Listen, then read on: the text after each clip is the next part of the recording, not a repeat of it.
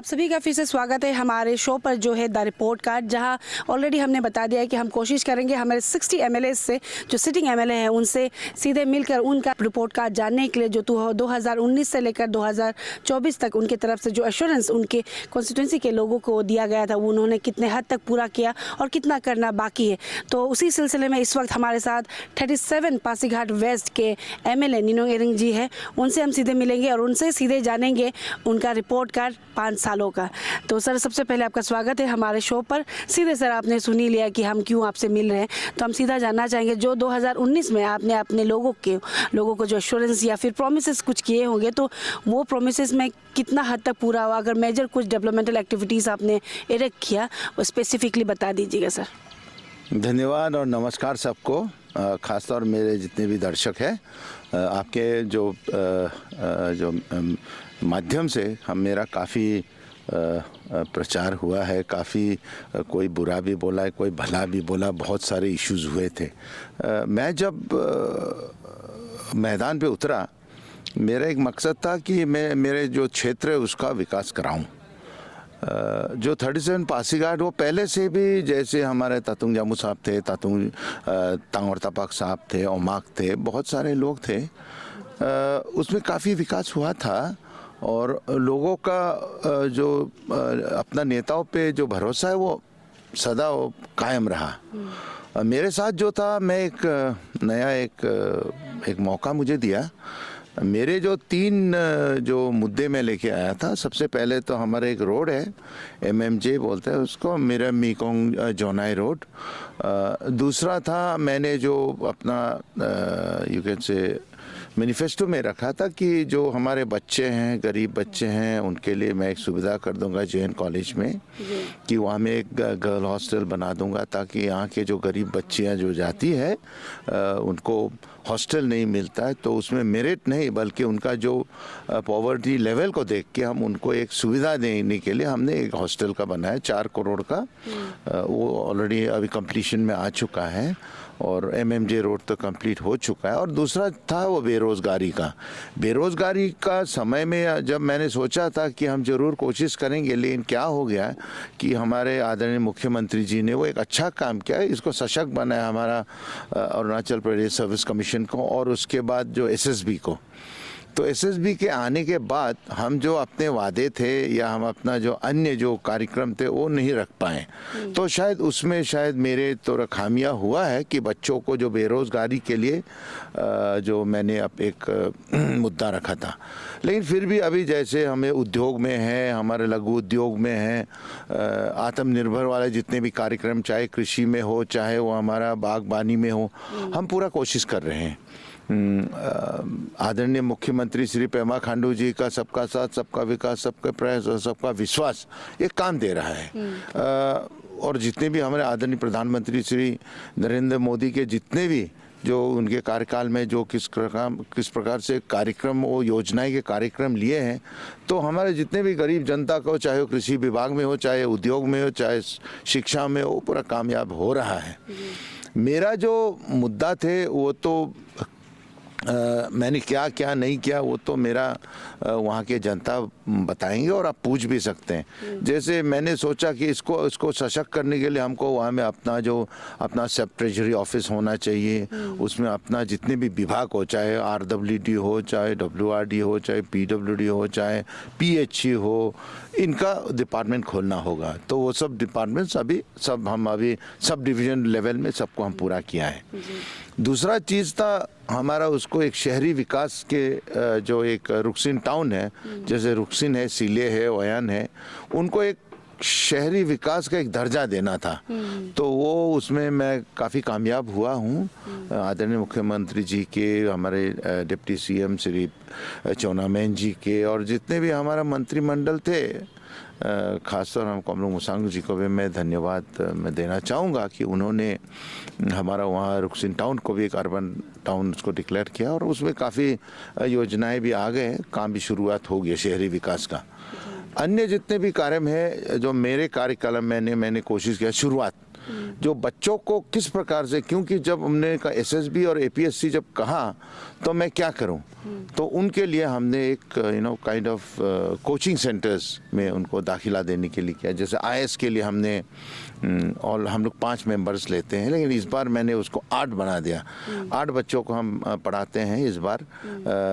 उसमें काफ़ी मैं सुना हूँ कि जो उनके जो कोचिंग से या जो पीछे से मुझको कह रहे हैं कि कम से कम 2 तो आपको उधर से आएंगे। नाम मैं नहीं लेना चाहता हूँ क्योंकि पिछले बार भी हमारा जिंग सर वो हमारा कोचिंग के द्वारा हुआ था और अभी वो प्रीलिम्स भी पास हुआ, मेंस भी पास हुआ। अभी वो I think he is the only student who would qualify for the viva this time. तो इस बार जस्ट हाल ही में उन्होंने उसका परीक्षा दिया है। Let us hope for the best. Pray to Don Polo, pray to God that he gets it. काफ़ी हमारा 37 का भी नाम होगा, मेरा भी नाम होगा, क्योंकि मैं ये सब इनिशिएटिव्स हम ले रहे हैं। तो वैसे ही हमारा एसएसबी में हमने पिछले बार जो किया था या एपीएससी में 20 बच्चे के कोचिंग किया था। 20 बच्चों में से 6 को मिला है as circle officers, as in police, in as CDPOs. तो it's kind of plus point for all of us. और एसएसबी भी मैं कराया था, 100 बच्चों को मैंने पढ़ाया।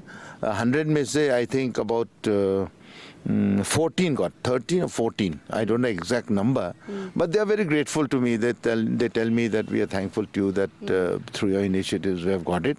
And because खासतौर if you don't have a coaching, it's very difficult. You may have graduated, you may have done your you may be in service. So उसके लिए आपको कोचिंग करना पड़ता है। कोचिंग के साथ क्या हो जाता है, आपको एक कुछ we have some yardsticks, उसको किस प्रकार से उनको हम आगे ले चलें। तो those are the initiatives which I started. I'm going mainly for, मैं जो कोशिश करता हूँ, मैं स्वास्थ्य विभाग, यातायात और हमारा शिक्षा और this कोचिंग सेंटर्स। अभी जैसे सर आपने स्पेसिफिकली बता दिया, एंड मोस्ट इम्पॉर्टेंटली जिसको आप कह रहे थे, जो रोज़गार को लेकर जो आप नहीं कर पाए, जो आप कह रहे थे, लेकिन मुझे नहीं लगता है कि आई गेस जितने भी दर्शक देख रहे हैं, स्पेशली आपके कॉन्स्टिट्यूंसी के जो लोग और यूथ देख रहे हैं, वो भी एग्री करेंगे कि नौकरी देना तो अभी पॉसिबल नहीं है, लेकिन आपकी तरफ से कोचिंग देना वो भी बहुत बड़ी बात है। और जैसे आपने मेंशन किया, कई लोग ऑलरेडी सेलेक्ट होकर अपॉइंटमेंट भी उन्हें मिल चुके हैं। तो सर ये तो था जो आपने बताया, लेकिन कई बार ऐसे इस तरीके का अपडेट आया है कि आपके कॉन्स्टिट्यूशन में कई ऐसे गांव हैं, वहाँ पे मोटरेबल तो है, बट जो एक रोड का जो कनेक्टिविटी, जैसे ब्लैक टॉपिंग हो गया, प्रॉपर वे होना चाहिए, वो होना बाकी है। तो उसको लेकर क्या कहेंगे? क्या आप इस बार अगर फिर से आप री इलेक्ट होते हैं तो उसे आप कंप्लीट करेंगे आने वाले 5 साल में? कुछ इसको लेकर कहना चाहेंगे? यस, ये बहुत ही आवश्यक है। और मैं अपने आप को सोचता हूँ कि, और मैं सोचता हूँ मैं काबिल हूँ या ना हूँ वो मैं नहीं कहूँगा, क्योंकि अभी जैसे रायांग रोड है पीएमजीएसवाई में, वो बहुत 6.7 करोड़ का वो अप्रूव हुआ है। हमारा आदरणीय सांसद श्री तपिर गाँव ने वो एक जॉनी बस्ती बोल के वो असम के बीच में से वो एक रोड निकाल रहा है, तो ये भी काबिल तारीफ़ है उनका भी। और एक और हमने रोड जो मांगनांग और 12 माइल के लिए किया है, वो भी कम से कम 5-6 करोड़ का है, वो भी अप्रूव हो चुका है और काम भी शुरू हो गया। ऑफ कोर्स हमारा जैसे सिका बामन, सिका तोडे, फिर हमारे जो तोडे तो हमारा पीएमजीएसवाई रास्ता, ये सब भी एक इनिशिएटिव्स है। वो of course I give full credit to that to हमारे वो जो डिप्टी सीएम साहब है, उनको मैं क्रेडिट दूंगा, क्योंकि उनके पास मैं एक दरखास्त लेके आया था, तो उन्होंने ये छोटे छोटे काम है, 50 लाख का है, 1 करोड़ का है, वो सब वो कर दिए हैं। तो इसके लिए तो मैं खांडू सरकार को, पेमा खांडू सरकार, चौनामेन और इनके जितने भी मंत्रिमंडल, उनको मैं आभार व्यक्त करना चाहूँगा, क्योंकि अभी रोड्स जो कम्युनिकेशन है, अभी जो शिकायतें आए थे वो रोड्स के, वो भी सब पीएमजीएस में अप्रूव हो गया। और जितने भी छोटे छोटे जो कनेक्टिविटी थी, वो हम सब रोड्स को हम क्लियरेंस कर रहे हैं। भविष्य में भी हम कोशिश करेंगे, क्योंकि जो अभी मैंने कहा कि दैट फ्रॉम ओयान से लेके हमारा सिका बामन होके सिका तोडे रानी तक जो जाने वाला रोड है, उसके लिए हमने पिछले बार एनईआरडीएस में अप्रूव कराया था, लेकिन वो स्कीम ही वो बंद हो गया। तो हम इसको नेसिड्स में लाने के लिए कोशिश किया है। वो नेसिड्स में इस बार हमने मुख्यमंत्री को बोला था इसको डालने, शायद इसमें डालेंगे, तो अगला बार शायद मैं रहूं ना रहूं, वो ज़रूर आएगी। मैं नहीं कहूँगा कि मैं चुनाव में मैं जीत पाऊँगा या हारूँगा, क्या होगा, बिकॉज वो तो लोगों को मानसिकता है, उन लोगों को उनका अपना सोच है, उनके अपने विचार है। अगर मैं मेरा काबिलियत है, मैं अगर अपना जनता को मैंने अपना जो जितने मेरे कार्यकाल में सेवा करने के लिए मैंने कोशिश किया, अगर वो सोचते ने वो किया है, then I think they should support में। लेकिन एक चीज़ है, मैं सबको लोगों को कहता हूँ, देखिए जितने भी नेता थे, चाहे वो मागापांग हो, चाहे याडा पापा हो, चाहे तारुंग पापन हो, चाहे तांगवर तापाक हो, चाहे हमारा तातुंग जामो हो, या और भी जो नेता जो आने वाला है, जैसे इस बार कांग्रेस से हमारे तपियम पाठा है, जैसे हमारा तपिगाव जी है, तो इन सबको मैं मुबारक देता हूँ, सबको मैं उनको आयुष्मा भवा का आशीर्वाद देता हूँ।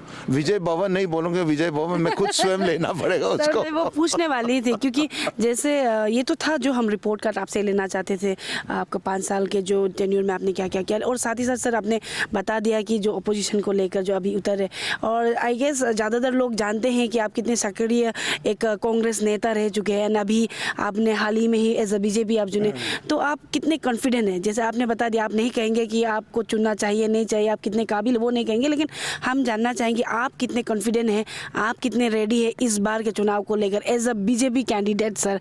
कॉन्फिडेंस का वो जो आप अपना हौसला को बुलंद रखना ही है। जैसे मैं हर वक्त मैं इसको कहता हूँ, that means you have to be confident, you have to have an M.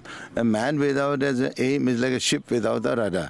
खुद ही को करो बुलंद इतना कि हर तकदीर के पहले खुदा बंदे से खुद पूछे, बता तेरी रजा क्या है। तो हमने अपना जो रजा हमने पूरा दिखा दिया। अब ईश्वर हमको सपोर्ट करेंगे। हमारे ईश्वर इस दुनिया में कौन है? इस बार ब्यूराम वाघे जी है, हमारा चौना मैन है, हमारा पेमा खांडू जी है, और अशोक सिंघल है जो हमारे इंचार्ज है। तो इसलिए मैं तो कहता हूँ कि अपने आप पे मैं विश्वास रखता हूँ। लेकिन मैं क्यों बीजेपी से मैं समर्थन मैं कह रहा हूँ ना, विकास दर में हमारा यहाँ जिस प्रकार से नरेंद्र मोदी जी कितने बार अरुणाचल आए, तो इसलिए इसी से पता लगता है उनका जो सोच, उनका जो विचार वो अलग है। वो हमारा कांग्रेस में थी कि आई विल नॉट से इज बैड, सभी पार्टी सभी दल ठीक होते हैं, लेकिन वही है कि अगर आपका कोई मंशा है, आपका इच्छा है इस देश को सेवा करने का, इस राज्य को सेवा करने का, जिसके ने हमने प्रतिज्ञा लिया है, जो हमने एक संकल्प लिया है, तो हमको तो रहना ही पड़ेगा। लेकिन मेरा यही कहना आपसे भी और पूरा जनता को भी कि मैं कांग्रेस को छोड़ा इसलिए कि मैं बीजेपी का जो पेमा खांडू जी, चौना मैन जी, ब्यूराम वाघे की जो नेतृत्व में जो सरकार चल रही है, सबका साथ, सबका विकास, सबका प्रयास, सबका विश्वास, इसको लेके मैं शामिल हुआ। कांग्रेस से बीजेपी आए हैं to work for the country, to work for the people, nation first कहते हैं। हाँ, मैं एक श्लोक तो ऑलवेज मैं बोलता हूँ, नमस्ते सदा वत्सले मातृभूमि तया हिंदू भूमि सुखम वर्धितो हम महामंगले, you that whole thing. So what does it say? That we must work for the country, we must work for the nation, we have to be one, we have that kind of जो भावना है हमारा, देशभक्ति की भावना, वो हमारे साथ रहना पड़ेगा. So that is my take for you.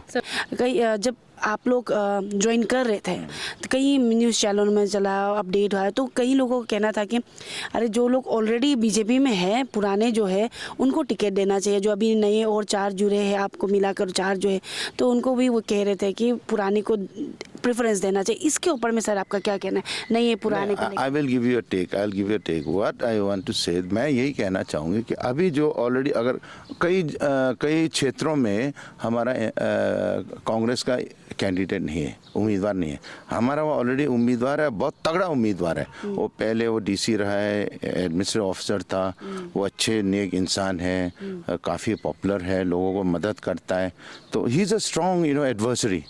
तो अगर आप अपना एक कमज़ोर एडवर्सरी को या प्रतिनिधि जो एक कमज़ोर वाला को देंगे, तब तो पार्टी का हाई कमान, आला कमान का मर्जी. लेकिन और सिंसियरिटी इज़ देयर, पार्टी का डिसिप्लिन होता है. लेकिन फिर भी इस बार आप देखिए केंद्र में क्या हो रहा है. जितने भी मेरे दोस्त हैं सब तो एमपी बन गए. अभी तो रिसेंटली एक हमारा very good friend of mine Jyoti Mirdha, वो तो कांग्रेस, उसका खानदानी कांग्रेस, उसका बाप दादा सब कांग्रेस है, और वो उनको इस बार टिकट नहीं उनको दिया है. मैंने उनको मुबारक भी दिया. Such nice. And one more thing, मुझे अगर देते हैं, मुझे बाहर संभालने देते हैं, तो आई am not only an MLA, मैं एमपी भी हूँ, एमएलए भी. इस बार पिछले बार जो हमने शायद मेरा एक ही क्षेत्र है जहां हमने even from the Brahmaputra port से हम 25-25 करोड़ का 2 प्रोजेक्ट लेकर आया हूँ। NEC से हम स्वयं अपना क्षेत्र के लिए 5 करोड़ का एक क्षेत्र से through my own calibre I have done it. तो इसके लिए तो एक हमको भी तो एक आई हैव गॉट अ हक ना, हमको एक उसका एक हक होना चाहिए एक काम करने का। तो if you elect me as an MLA, I am not an MLA ना, I am an MLA and also an MP। मैं 2 काम करूंगा। सर ने एक बात तो सही कही सर, MLA रहते रहते भी सेंट्रल लेवल में उनका जो एक लिंक है उसके द्वारा कई काम आपने लाए। सर ज़्यादा सवाल तो था ही नहीं, हम जानना चाहते थे रिपोर्ट कार्ड और टिकट को लेकर जो आपने कह दिया। तो दर्शकों को हम बताना चाहेंगे, जितने भी हमने MLA सिटिंग MLA से इंटरव्यू लिया, आप सबने जो एपिसोड देखा उसमें हमने कोशिश किया था कि उनकी ही कॉन्स्टिट्यूंसी के लोगों से हम अपडेट लें, लेकिन सर ईटानगर पहुंच चुके थे तो यहाँ पे लेना किसी का मुश्किल है। तो लेकिन हम ये आपके ऊपर छोड़ देंगे, स्पेशली सर के कॉन्स्टिट्यूंसी के लोगों के ऊपर। आप अगर सर ने एक भी बात झूठ बोला आप कमेंट करके बताइए, और आने वाले समय में वोटिंग तो आपके पास है ही है, अपने हाथ और उंगली में है कह सकते हैं, तो आप ड्यूरिंग इलेक्शन आप बता सकते हैं। और सर जाते जाते आपके जितने भी लोग, स्पेशली क्योंकि इलेक्शन में दूसरे कॉन्स्टिट्यूंसी के लोगों को तो बोलकर फ़ायदा है ही नहीं, आप अपना जो अपने कॉन्स्टिट्यूंसी के लोगों को आपकी तरफ से आप क्या अपील या फिर मैसेज देना चाहेंगे फॉर अपकमिंग इलेक्शन सर? मेरा ये अपील है, नॉट ओनली मेरे क्षेत्र के नहीं, पूरा अरुणाचल के लोगों को और सारा भारतवर्ष के लोगों को भी, कि हम एक नया एक उम्मीद लेके हम आ रहे, एक नया एक कदम लेके आए। तो मैं जब इतना पुराना पार्टी से आपका पार्टी में मैं जुड़ गया हूँ, आपके जो मार्गदर्शन है उसको भी हम ज़रूर स्वीकार करेंगे, उसके पथ पे हम चलेंगे। लेकिन फिर भी मेरा यही अपील होगा लोगों को भी, एक अच्छा आदमी को, एक अच्छा इंसान को आप लोग ज़रूर चुनिएगा, और ऐसा चुनिएगा कि जो आदमी हकीकत में सिर्फ एक नौटंकी नहीं और अभी के लिए एक अच्छा नेता बनता है वो नहीं, लेकिन जो दिल से अच्छा है वो नेता को चुनिए और उसको समर्थन कीजिए। सिर्फ हमारा क्षेत्र में नहीं बल्कि पूरा अरुणाचल, पूरा देश का जितने भी लोग हैं उनको भी मैं संदेश पहुंचाना चाहता हूं। धन्यवाद। Thank you so much sir हमारे साथ जुड़ने के लिए, एंड हमारे ओर से best wishes, and I hope कि जीतने के बाद फिर से 1-on-1 हम मिलेंगे और आपसे हम जानेंगे आगे का plan sir. Thank you so much sir. Thank you.